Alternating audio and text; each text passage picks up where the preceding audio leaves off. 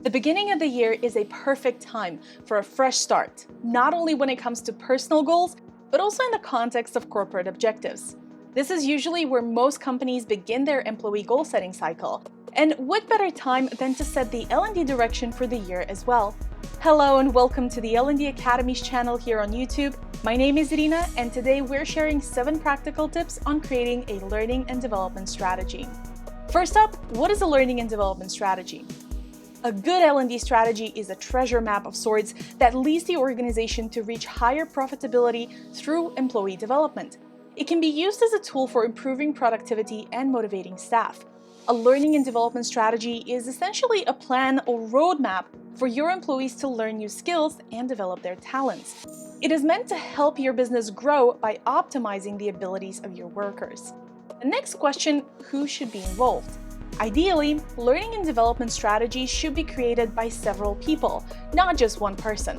Let's start with the L&D team. While it might be tempting to take on the role of creating and implementing a company's L&D strategy, a solo approach can lead to many different problems.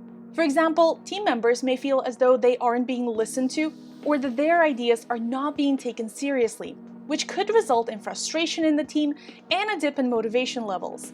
By inviting everyone, you ensure they've been included in the process. The team will benefit from some fresh ideas, and members will be much more invested and interested in carrying out the L&D plan.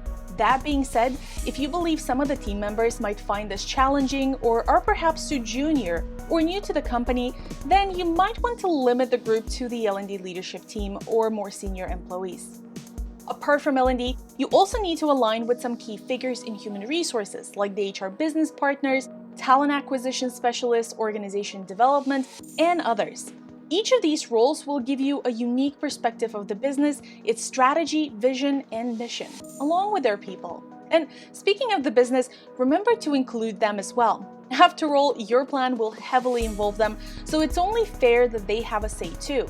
Consider including in the process formal and informal leaders, managers and supervisors, and of course, a representative sample of employees. Now that we have these basics out of the way, let's start the countdown into the 7 tips for a winning L&D strategy. Tip number 1, map out your learning plan to suit the business goals. A good L&D strategy is not only about learning, it's also about performance. So before you start planning any training and development activities, you need to identify how they're going to contribute to the achievement of your company's business goals. To do this, start by asking yourself some key questions. For example, what are your company's business goals? Have these been communicated already by senior management, and do you fully understand them?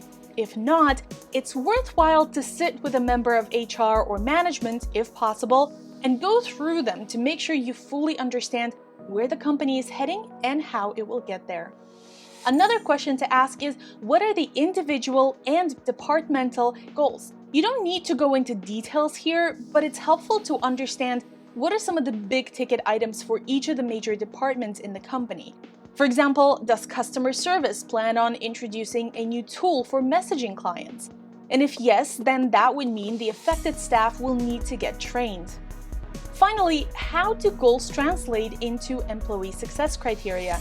In other words, what skills or knowledge would be needed for employees to be able to successfully complete their individual goals?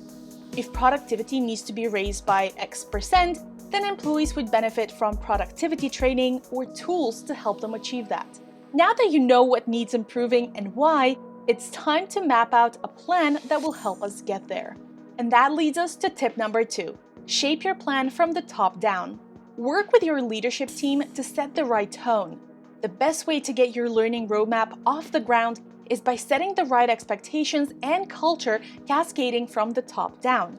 This means getting as much feedback as possible on your designs from both the leadership team and HR, and then, of course, incorporating that feedback. Keep in mind that they're not learning experts, so be prepared to defend your ideas or push back where you feel you need to. At the end of the day, they're your customers. It's their employees you're designing the L&D roadmap for.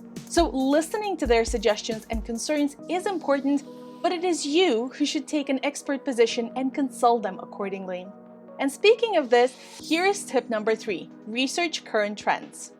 Take some time to understand what is happening outside the organization, not just in general or in the industry that your company operates in, but also in the realm of L&D specifically.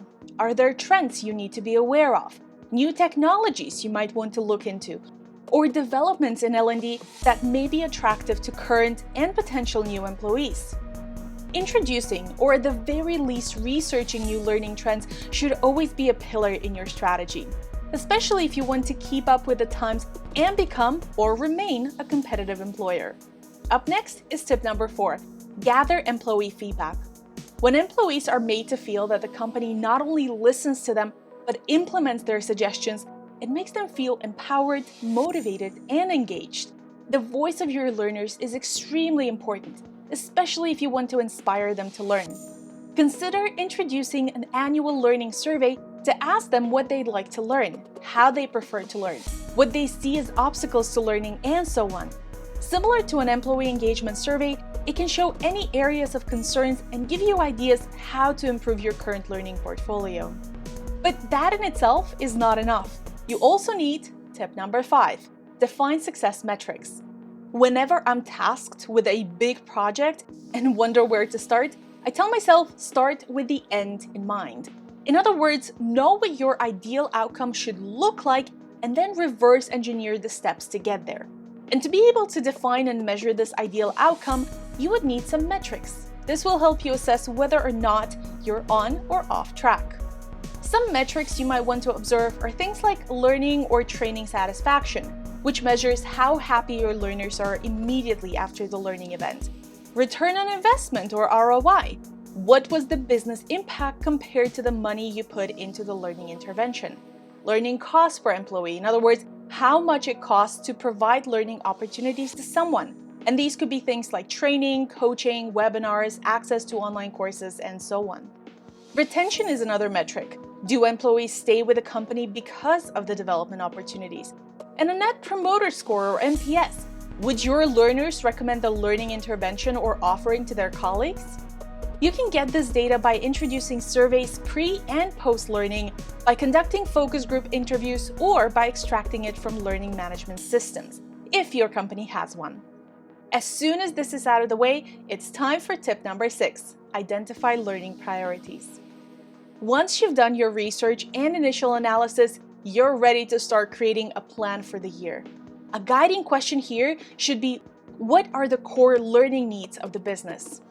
Depending on how big the company is and how ambitious its business goals are, you might end up with a lot of learning needs that need addressing. How do you tackle this? The answer is by prioritizing. If everything is a priority, then nothing is a priority. Start by looking for learning needs that have the biggest impact on the business and that are most urgent. For example, these could be areas with the biggest number of people being affected, the poorest performance results, the serious performance issues, and so on. Finally, tip number 7, design a learning strategy roadmap. No matter how good your strategy may look on paper, it's essentially worthless unless you have a plan for how to turn it into reality. Make sure you break it down into specific projects and assign people and timelines to each. Tools like Asana can help you visualize your plan better and keep track of all ongoing learning projects and contributors. You can start with a template and customize it to fit your needs. But you don't have to go and sign up for yet another tool though. Your L&D strategy can live on a Microsoft Word document or an Excel sheet. As long as it has themes, actions, owners, and deadlines, it's an actual plan and an actual strategy. Here's a roundup of all 7 tips. Map out your learning plan to suit the business goals. Shape your plan from the top down. Research current trends. Gather employee feedback. Define success metrics. And identify learning priorities. And finally, design a learning strategy roadmap. As you set out to create your company's learning and development strategy, remember it is crucial for helping employees reach their potential. A well-thought-out plan will help you support your employees' development more effectively, which will ultimately lead them to perform better in their roles and boost your company's overall success. And that's it for today's video. If you enjoyed it, please consider liking and subscribing for more content like this. And let us know in the comments below what other L&D topics do you want to learn more about. Thank you for watching till the end, and good luck!